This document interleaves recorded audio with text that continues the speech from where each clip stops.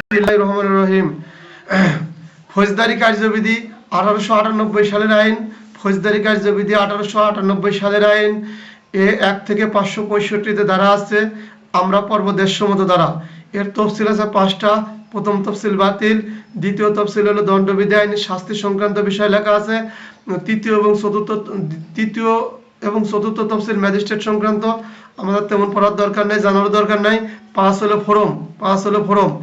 এরপরে দণ্ডবিধি আইন হচ্ছে একটা পদ্ধতিগত আইন। এই পদ্ধতিগত আইনে এবং গত 25 সালে আমাদের কিছু সংশোধনী আসছে। এই সংশোধনী আইনের কারণে আমি এখন আপনাদের 54 ধারার থেকে আলোচনা করব। এই 54 ধারার আলোচনা আমি কিছু আগে করে লিখে নিয়েছিলাম। 54 ধারার আলোচনা আছে, 54 ধারা যে আলোচনা, এর 5টা শর্ত দিয়েছে, এর 5টা পূর্ব শর্ত দিয়েছে। 5টা পূর্ব শর্ত হচ্ছে কিরকম? এই 54 ধারা আগে কিন্তু গ্রেপ্তার পুলিশ সন্দেহজনকভাবে করে ফেলাইতো। যেমন হচ্ছে গ্রেপ্তারের শর্ত আছে। এর পূর্বে 5টা গ্রেপ্তারের শর্ত: তথ্যের স্বচ্ছতা, কি তথ্যে আপনি গ্রেপ্তার করছেন তারই লাগবে, স্বচ্ছতা লাগবে। তারপরে নথিভুক্তকরণ করা লাগবে, আপনি যে গ্রেপ্তার করে গুলিবিনি বাড়ালেন তা না, নথিভুক্ত করা লাগবে। আইনজীবী নিয়োগের সমতা, আইনজীবী নিয়োগের সুযোগ দেওয়া লাগবে। এছাড়া কি বলছে? চিকিৎসক এবং পরিচয়, সে যদি অসুস্থ হয় তাহলে তার চিকিৎসা করাতে হবে। আর কি করতে হবে? আমি যে গ্রেপ্তার করতে গেছি পুলিশ, এর আইডি দেখাতে হবে। আগে তো তা হুড়পাড় করে ধরে ফেলাইতো না, এখন সে সুযোগ নাই। এখন আপনি যদি 54 ধারায় গ্রেপ্তার করতে যান, তাহলে অবশ্যই আপনাকে কি করতে হবে? গ্রেপ্তারের যে শর্তগুলো দিয়েছে, সেই গ্রেপ্তারের কিছু শর্ত আছে, সেই শর্তগুলো মান্য করতে হবে। তার 1 নম্বর শর্ত, গ্রেপ্তারের কি শর্ত? সন্দেহের উপর ভিত্তি করে কাউকে গ্রেপ্তার করা যাবে না। সন্দেহের উপর ভিত্তি করে কাউকে গ্রেপ্তার করা যাবে না। আগে 54 আগের কথাগুলো, সংশোধনী কথাগুলো আপনাদের সাথে আলোচনা করি। তাহলে 54 প্রথম কথা বলছে কি? গ্রেপ্তারের শর্তের ভিতর আসছে গ্রেপ্তারের উপর, সন্দেহের উপর ভিত্তি করে গ্রেপ্তার করা যাবে না, নাম্বার 1। এই আবার কি? পুলিশ গ্রেপ্তার জোরালো কারণ থাকতে হবে। পুলিশ গ্রেপ্তারের জোরালো, পুলিশ যে গ্রেপ্তার করবে এর জোরালো কারণ থাকা লাগে। পুলিশ যে গ্রেপ্তার করবে এর জোরালো কারণ, মানে অনুপুনুক হলে হবে না, যে মনে চাইলে করে ফেলালাম, এই সুযোগ নাই। তাহলে গ্রেপ্তারের শর্তের ভিতরে আছে 2টি শর্ত পাইছি আমি এখনো মূল বই পাই নাই, ইউএসি থেকে, নেটের থেকে নিয়েছি। তাহলে পুলিশ সন্দেহের উপর গ্রেপ্তার করতে পারবে না। আর গ্রেপ্তার করার জোরালো কারণ থাকতে হবে। তারপরে তথ্যের স্বচ্ছতা কি? গ্রেপ্তারকৃত ব্যক্তিকে তার আত্মীয় বা স্বজনকে গ্রেপ্তার সম্পর্কে জানাতে হবে। তাহলে কি তথ্যের স্বচ্ছতা হলো কি? যে ব্যক্তিকে গ্রেপ্তার করলাম ওই ব্যক্তিকে বা তার আত্মীয় স্বজনকে, তার আত্মীয় বলতে এক ধরনের, স্বজন বলতে তার বাড়ির লোকজনকে বোঝায়, বন্ধু বান্ধব বোঝায়, এরকম গ্রেপ্তারের কারণ জানাতে হবে যে পুলিশ এই কারণে ওকে গ্রেপ্তার করছে। তাহলে গ্রেপ্তারের ব্যক্তির আত্মীয় স্বজনকে জানাতে হবে। আর যদি আত্মীয় না থাকে তার স্বজন না থাকলে তার বন্ধু বান্ধব, গ্রেপ্তারের কারণ জানাতে হবে। এরপর নথিভুক্তকরণ। এই যে গ্রেপ্তার 54 ধারায় করার সাথে সাথে কোনো ব্যক্তিকে গ্রেপ্তার করলে তার সঙ্গে সঙ্গে কি করতে হবে? তার কারণ এই তাৎক্ষণিকভাবে জেনারেল ডায়েরিতে লিপিবদ্ধ করতে হবে। তাহলে কোনো পুলিশ গ্রেপ্তার করলো, তার কি গ্রেপ্তার করলে কোনো অপরাধ করা হলো, কোন অপরাধে করলেন তাৎক্ষণিকভাবে জিডিতে লিখবেন। তাহলে পুলিশ অফিসার নথিভুক্ত করবে, কারণ কোনো ব্যক্তিকে যখন গ্রেপ্তার করছে গ্রেপ্তারের কারণ নথিভুক্ত করা লাগবে। পরিষ্কার কথা, গ্রেপ্তারের কারণ নথিভুক্ত বা তাৎক্ষণিক জিডিতে দেবেন। এরপরে আছে 4 নম্বর, এগুলো খালি মনে রাখেন, এমসিকিউ আসতে পারে। আর ওই 11টা বলবো। এবার আইনজীবীর সুযোগ, আইনজীবীর কি সুযোগ সুবিধা তা এখন দেখেন। আইনজীবী নিয়োগের সুযোগ সুবিধা কিরকম? একে আইনজীবী নিয়োগ করা, যাকে গ্রেপ্তার করলেন তাকে আইনজীবী নিয়োগ করার সুযোগ সুবিধা দেবেন। তাকে আইনজীবী, তিনি যে পছন্দশীল আইনজীবী নিয়োগ করবে তার সেই সুযোগ দেবেন। এবং আইনজীবী যদি ওনার সাথে পরামর্শ করতে আসে, সেই পরামর্শ করতে দেবেন। তাহলে কি আইনি সুযোগ সুবিধা কিরকম পাবে? তিনি পছন্দশীল, যাকে গ্রেপ্তার করছি উনি পছন্দশীল আইনজীবী নিয়োগ করবেন। এবং যদি বলে আমি আইনজীবীর সাথে পরামর্শ করব, সেই পরামর্শ করারও সুযোগ তিনি পাবেন। চলে গেল। এখন আছেন 5 নাম্বার, চিকিৎসা বা পরিচয়। যাকে গ্রেপ্তার করলেন উক্ত ব্যক্তিকে অবশ্যই চিকিৎসা করাতে হবে। অসুস্থ হলে, যাকে গ্রেপ্তার করছেন সে যদি অসুস্থ হয় তাহলে চিকিৎসা করবেন। সে যদি নারী হয় নারী ডাক্তার দেখাবেন, সে যদি নারী হয় নারী ডাক্তার দেখাবেন। এরপরে আপনি যে পুলিশ গ্রেপ্তার করতে গেছেন আপনার আইডি দেখাবেন। আপনি পুলিশ গ্রেপ্তার করতে গেছেন আপনার আইডি দেখাবেন। যা ক্লাসের সাথে লাগিয়ে থাকেন, ইনশাল্লাহ ভালো কিছু হবে। আমাদের এখানে ভালো কিছু আলোচনা হবে, খারাপ কিছু হবে না। এখন আসেন 54 ধারার যে 11টা ক্লোজ ধারাবাহিকভাবে বলি। এর আগের বার বলছিলাম, রেকর্ড ছিল না তাই বলবো। 54 ধারার 1 নম্বর ক্লোজ, কোনো ব্যক্তি পুলিশের উপস্থিতিতে আমলযোগ্য অপরাধ করলে, কোনো ব্যক্তি পুলিশ অফিসারের উপস্থিতি 54(1) কোনো পুলিশ অফিসারের উপস্থিতিতে আমলযোগ্য অপরাধ সংগঠিত হলে বা করলে, কোনো পুলিশ অফিসারের উপস্থিতিতে আমলযোগ্য অপরাধ সংগঠিত হলে বা করলে, আগের সন্দেহ হলে বা সংবাদ পাইলে, এরকম বলতাম না। আগে কিন্তু পড়তাম কি, সন্দেহ হলে, সংবাদ পাইলে, মামলা ছিল, অভিযোগ ছিল, সেইভাবে গ্রেপ্তার। এখন আর সে সুযোগ নাই। একে কি বলছে, কোনো ব্যক্তি পুলিশের উপস্থিতিতে আমলযোগ্য অপরাধ করা লাগবে, কোনো দিন শেষ। তাহলে কোনো ব্যক্তির উপস্থিতিতে আমলযোগ্য অপরাধ যদি করে সেই ব্যক্তিকে পুলিশ বিনা পরোয়ানায় গ্রেপ্তার করবে।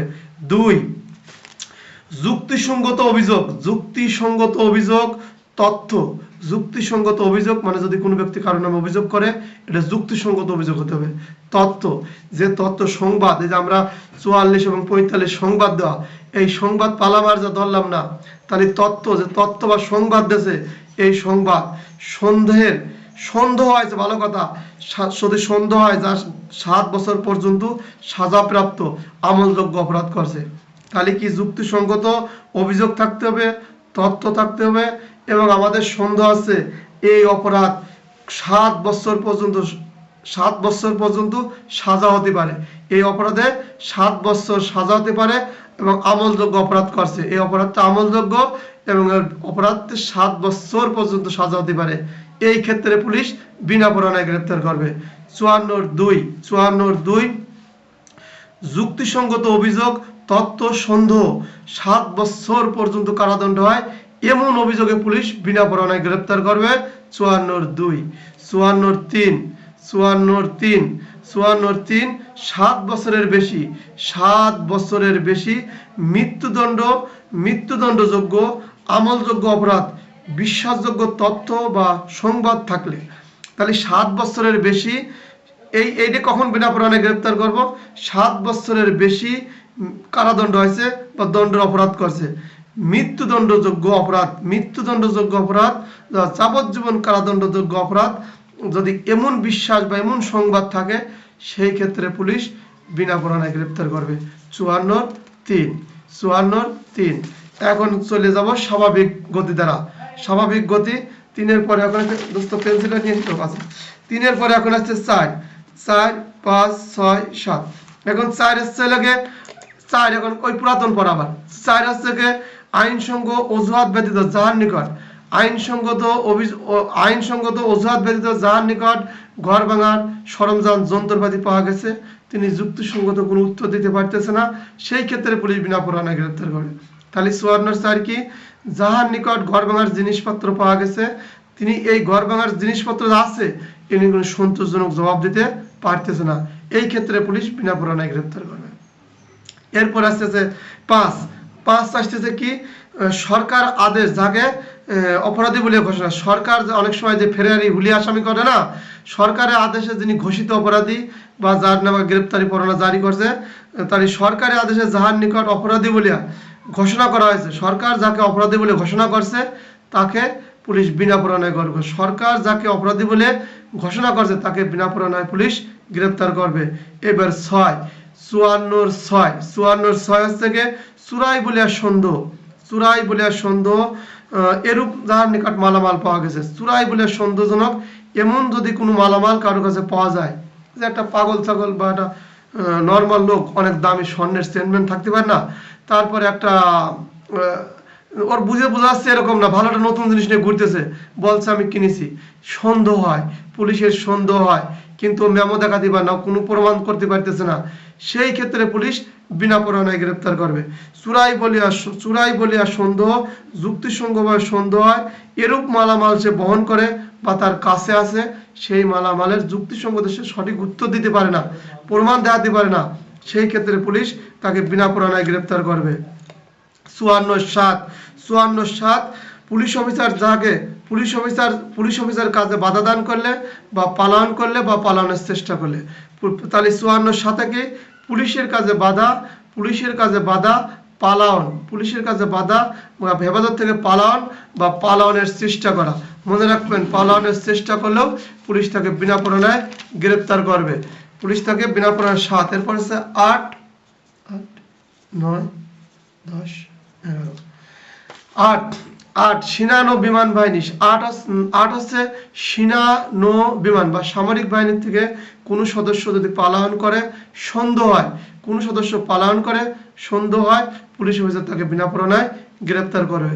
9 যে কাজ বাংলাদেশে করলে অপরাধ, সেই কাজ যদি কেউ বিদেশে করে যদি বাংলাদেশে আসে, তাকে পুলিশ অফিসার বিনা প্রমাণে করবে। যেমন বিদেশে আমেরিকাতে সমকামী আছে, বিদেশে সমকামী করে যদি বাংলাদেশে আসে, পুলিশ যদি এরকম পায় তাকে, তাহলে পুলিশ অফিসার তাকে কি করবে?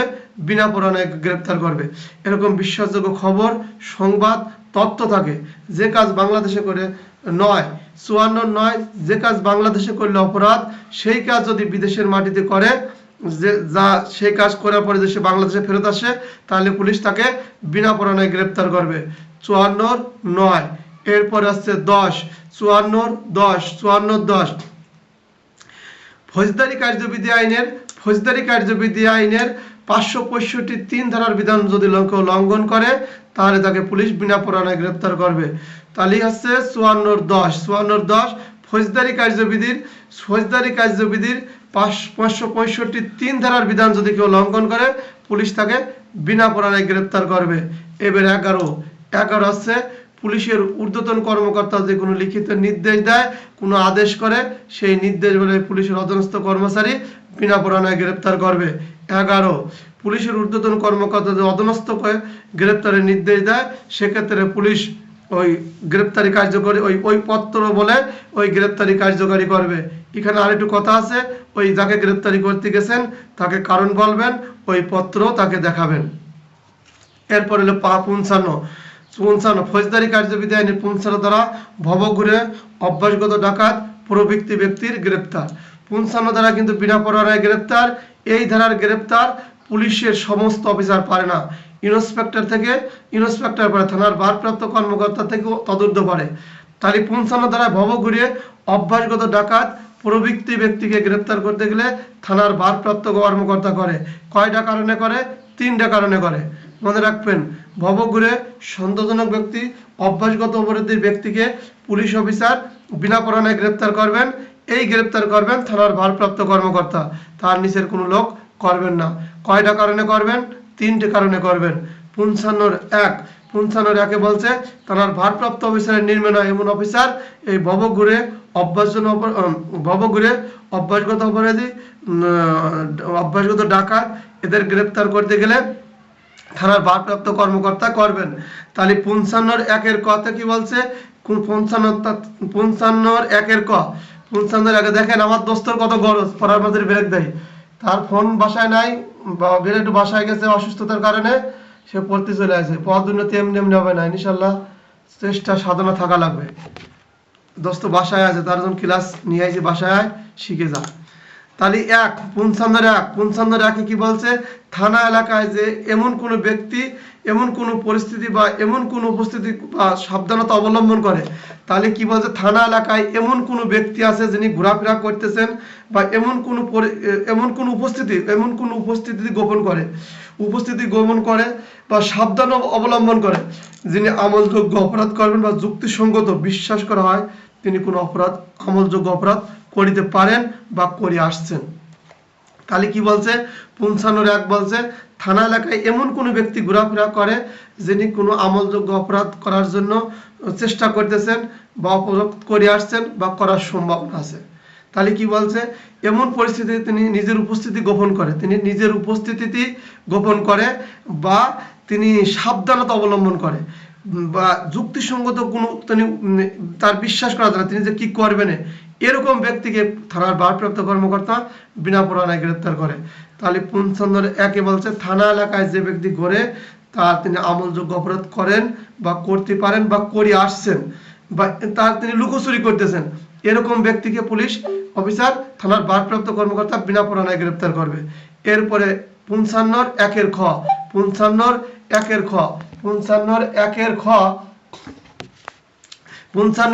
খ আছে, থানা এলাকার মধ্যে এমন কোনো ব্যক্তি নিজের সম্পর্কে সন্তোষজনক জবাব দিতে পারে না। থানা এলাকার মধ্যে এমন কোনো ব্যক্তি আছে যিনি নিজের সম্পর্কে সন্তোষজনক জবাব দিতে পারে না।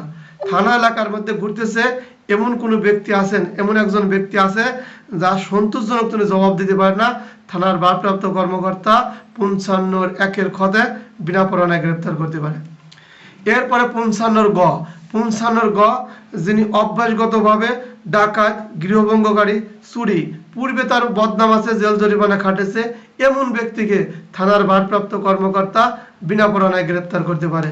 তাহলে সহজ এবং সাবলীল ভাষা আপনাদের সাথে বলি, ৫৫ হচ্ছে লেগে থানা এলাকায় একটা লোক ঘোরাফেরা করতেছে যিনি আমলযোগ্য অপরাধ করছেন, করার সম্ভাবনা আছে বা তিনি আজ নিজেকে গোপন করতেছেন, এমন ব্যক্তি। ২, যিনি থানা এলাকায় ঘুরতেছেন, তার এই যে চলাফেরার কারণে সন্তোষজনক জবাব দিতে পারতেছেন না, তার খায়ের উচ্চ কি আয়ের উচ্চ কি জিজ্ঞাসা করলে সঠিক বলতে পারে না, তিনি তাকে থানার ভারপ্রাপ্ত কর্মকর্তা বিনা পরোয়ানায় গ্রেপ্তার করতে পারে। এবং ৩, ৫৫ গ বা ৩ ধরে নেবেন, মিসিং হয়ে যায়। ৩ হচ্ছে ৫৫ গতে কি বলছে, এই যাকে গ্রেপ্তার করছে ইনি অভ্যাসগতভাবে চোর, ডাকাত, গৃহভঙ্গকারী, পূর্বে তার নামে চোরের বদনাম আছে বা জেল জরিমানা খাইছে, শাস্তি ভোগ করছে, এই ব্যক্তিকেও থানার ভারপ্রাপ্ত কর্মকর্তা বিনা পরোয়ানায় গ্রেপ্তার করতে পারেন। এরপরে চলে আসেন ৫৫ হইল পুলিশ অফিসার যখন অধীনস্থ কর্মকর্তাকে বিনা পরোয়ানায় গ্রেপ্তারের নির্দেশ দেন। ৫৫ হচ্ছে পুলিশ অফিসার যখন অধীনস্থকে বিনা পরোয়ানায় গ্রেপ্তার দেন। মনে রাখবেন ৫৪ ১১ নম্বর কলাম আর এই ৫৬ ১১ নম্বর কলাম আর ৫৬ মিলে দেখবেন, পড়ে দেখবেন, মজার জিনিস, খালি ওই জেনারেল ডায়েরি মিলেবেন না, এগুলো মিলে পড়ার মতো আছে। পুলিশ অফিসার যখন অধীনস্থকে বিনা পরোয়ানায় গ্রেপ্তার দেয়, তাহলে ৫৪ ১১ দেখবেন আর এই ৫৬ একই জিনিস। ৫৬ কি বলছে, যখন অধীনস্থ কর্মকর্তাকে পুলিশ অফিসার গ্রেপ্তারের নির্দেশ দেয়, নির্দেশ দিলে কি করে, উনি একটা লিখিত নির্দেশ দেয় যে রিজাউল এসআই বা রিজাউল সাব ইন্সপেক্টর তহিদ লোকমান এসআই আপনারা যে অমুককে গ্রেপ্তার করে নিয়েছেন, তিনি একটা লিখিত নির্দেশ দেন।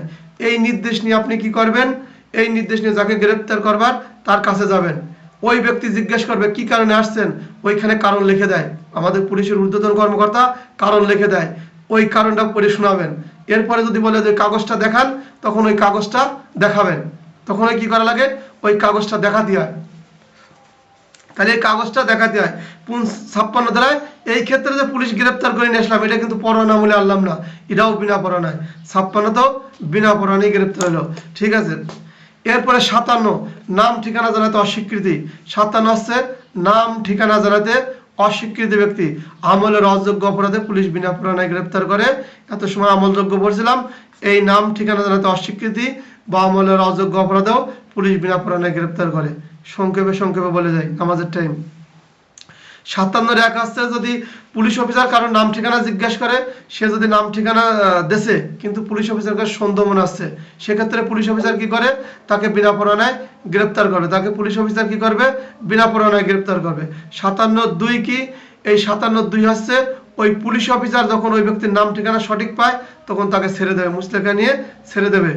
তারপরে ৩ হচ্ছে কি, যদি এই ২৪ ঘন্টার মধ্যে তার নাম ঠিকানা সঠিক না পায়, এই ২৪ ঘন্টার মধ্যে যদি নাম ঠিকানা সঠিক না পায়, তাহলে পুলিশ অফিসার কি করবে, তাকে বিচারের জন্য আদালতে প্রেরণ করবে। ৫৭ এরকম শর্ট করে বললে হবে না, আবার বলি। ৫৭(১) দাবি দ্বারা নাম ঠিকানা জানাতে যদি অস্বীকৃতি করে, আমলের অযোগ্য অপরাধ করলে পুলিশ অফিসার তাকে বিনা পরোয়ানায় গ্রেপ্তার করবে। ১ নম্বর হচ্ছে পুলিশ অফিসার তাকে নাম ঠিকানা জিজ্ঞাসা করেছিল, তিনি নাম ঠিকানা যেটা বলছেন পুলিশের কাছে সন্দেহ বসন হচ্ছে, পুলিশ অফিসারের কাছে সন্দেহ হয়, পুলিশ অফিসার সেই সময় তাকে বিনা পরোয়ানায় গ্রেপ্তার করে।